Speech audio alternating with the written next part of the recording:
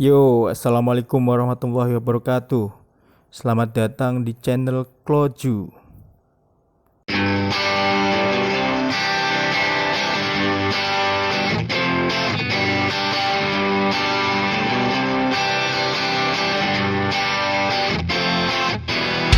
Apa ku salah merindumu, berhayal tentangmu, melukis sinarmu. Di video kali ini kita akan membahas soal-soal UTBK bidang soshum materi sejarah. Soal nomor 1. Kepulauan Nusantara mulai terbentuk pada periode A. Pangea, B. Rodinia, C. Tertiary, D. Cretaceous, E. Gondwana dan Laurasia. Jawaban yang tepat adalah C. Periode Tertiary terjadi sekitar 50 juta tahun yang lalu, di mana pulau-pulau yang menjadi cikal bakal dari Kepulauan Nusantara mulai terbentuk.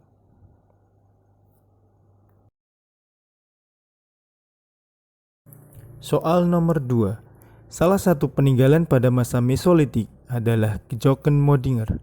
Penemuan tersebut menunjukkan adanya A. Kehidupan nomaden atau berpindah-pindah, B. Tempat tinggal di gua, C. Penemuan api dan cara memasak, D. Perburuan hewan besar, E. Bukti bahwa manusia memakan kerang dan siput.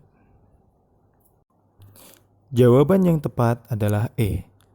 Kejoken Modinger atau dapur sampah adalah peninggalan manusia purba pada masa Mesolitikum berupa tumpukan cangkang kerang yang menumpuk dalam jumlah besar sehingga menyerupai bukit, dan menjadi bukti bahwa manusia pada masa itu mengkonsumsi kerang. Soal nomor 3. Pada tanggal 16 April 1943, Jepang membentuk Putra untuk melancarkan propagandanya. Putra dipimpin oleh 4 serangkai, kecuali A. Soekarno, B. Muhammad Hatta, C. Ahmad Subarjo, D.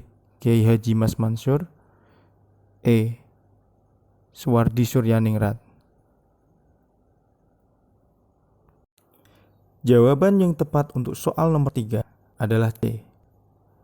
Putra atau Pusat Tenaga Rakyat dibentuk oleh Jepang dan dipimpin oleh 4 tokoh nasional yang disebut dengan 4 serangkai, yaitu Soekarno, Ki Hajar Dewantara atau Suwardi Suryaningrat, Muhammad Hatta, dan Kiai Haji Mas Mansur. Soal nomor 4. Upacara yang dilakukan pada masa pendudukan Jepang dengan cara membungkuk ke arah matahari terbit dinamakan A. Osamusere, B. Seikere, C. Seppuku, D. Sokuryo Konrizu Musho, atau E. Hako Ichiu. Jawaban yang paling tepat untuk soal nomor 4 adalah B. Seikere. Seikere adalah upacara penghormatan ke arah matahari terbit. Osamuseire adalah undang-undang yang dikeluarkan Panglima Tentara ke-16 di Jawa. Seppuku adalah ritual bunuh diri dengan merobek perut. Sokuryo Konriji Musho adalah kantor pengelolaan pangan pada masa pendudukan Jepang. Sedangkan Hako Ichiu adalah propaganda Jepang untuk menyatukan kawasan Asia. Selanjutnya soal nomor 5.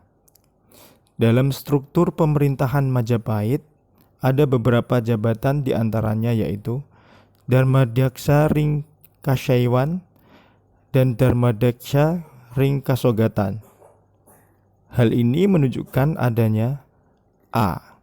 Pengakuan terhadap agama Hindu dan Buddha, B. 2 panglima perang, C. 2 pejabat tinggi di bawah raja, D. Bukti penasihat raja tidak hanya 1, E. Pembagian kekuasaan menjadi 2. Untuk jawaban soal nomor 5, mudah sekali ya teman-teman. Jawaban yang tepat adalah A.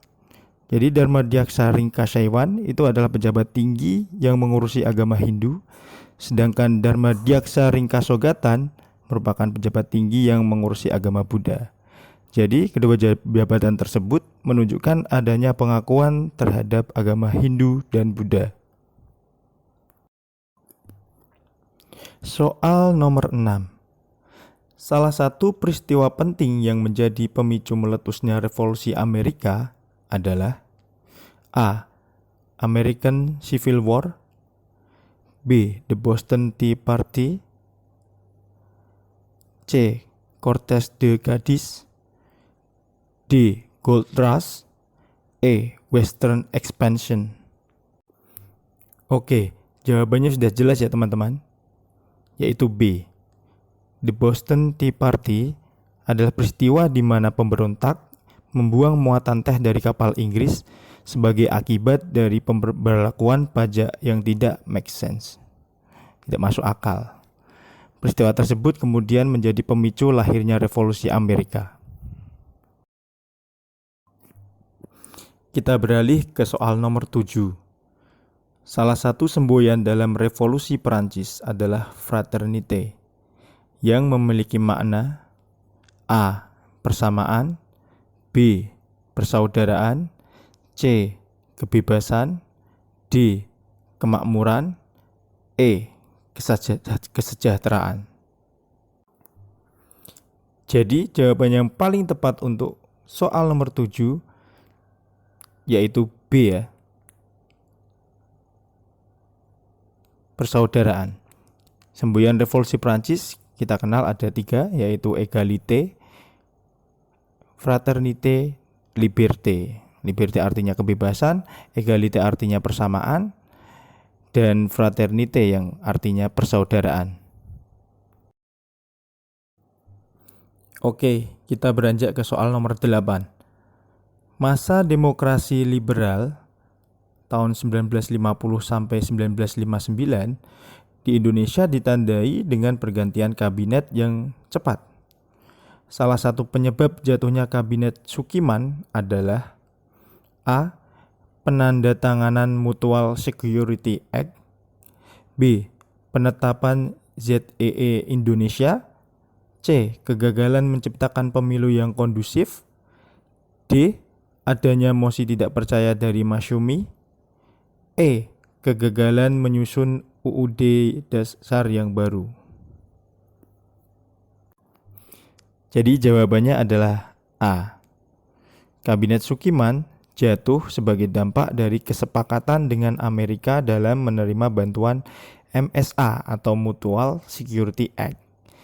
Kesepakatan tersebut mendapat perlawanan dari banyak pihak, terutama oposisi, yang mana kabinet Sukiman dianggap menodai politik luar negeri Indonesia, yaitu bebas dan aktif, karena memihak salah satu blok, yaitu blok barat. Kita lanjut ke soal nomor 9.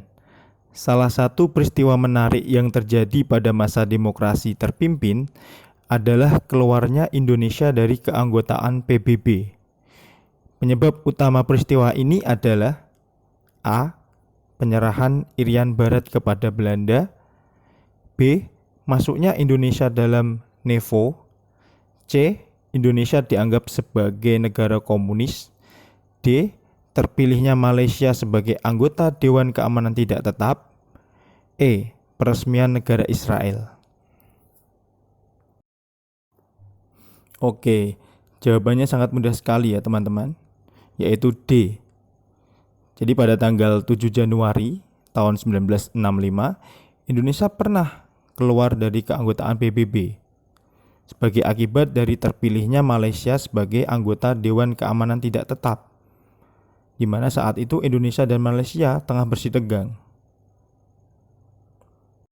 Soal selanjutnya yaitu soal nomor 10. Praktek monopoli kejam VOC yang hanya diterapkan di Maluku adalah A. Pelayaran hongi dan ekstirpasi, B. Kontingenten, C. Divide et impera, D. Verpflichte Leverenti, E. Preanger-stelsel, dan Kulturstelsel. Jawaban untuk soal nomor 10 apa ya teman-teman? Iya, jadi jawabannya adalah A. Jadi di Maluku itu diterapkan pelayaran hongi atau hongi Troughton, yaitu pengawasan di perairan Maluku dalam rangka monopoli rempah-rempah. Kemudian ada ekstirpasi. Ekstirpasi adalah hak VOC untuk memusnahkan hasil rempah-rempah yang jumlahnya berlebihan di Maluku. Jadi untuk menjaga harga tetap tinggi.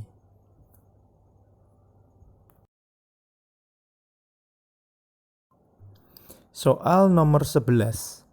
Kebijakan Gubernur Jenderal Raffles yang memiliki sisi positif bagi rakyat Indonesia adalah A. Penerapan pajak tanah, B. Penghapusan penyerahan wajib, C.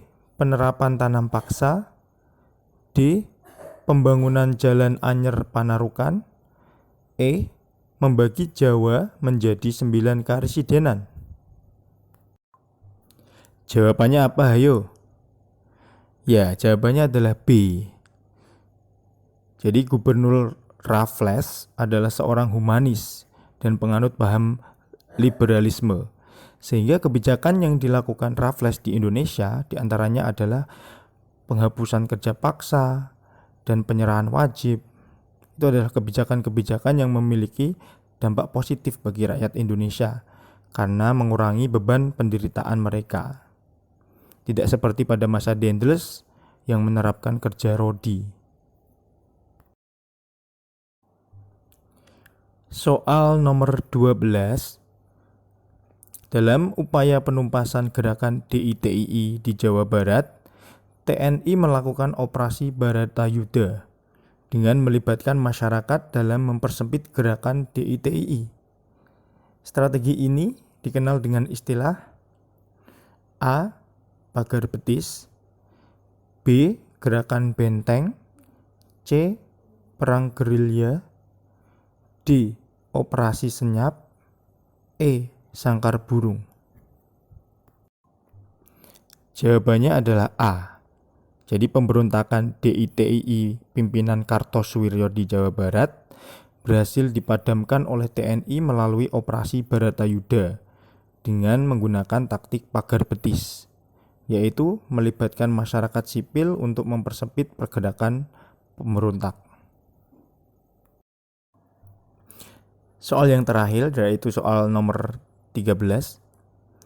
Keberhasilan pembangunan bidang ekonomi pada masa Orde Baru terjadi sekitar tahun 1976 sampai 1988. Hal ini didukung oleh faktor A. Bantuan investasi pihak asing, B. Berkurangnya pengangguran, C. Nasionalisasi perusahaan asing, D. Menguatnya nilai tukar dolar, E. Melonjaknya harga minyak dunia atau oil boom. Jawaban untuk soal yang terakhir adalah E.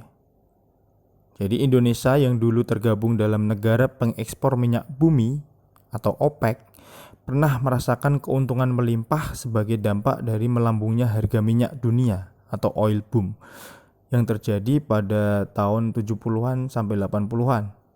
Sehingga selain keberhasilan program Repelita, keberhasilan pembangunan ekonomi juga ditunjang dengan devisa minyak bumi.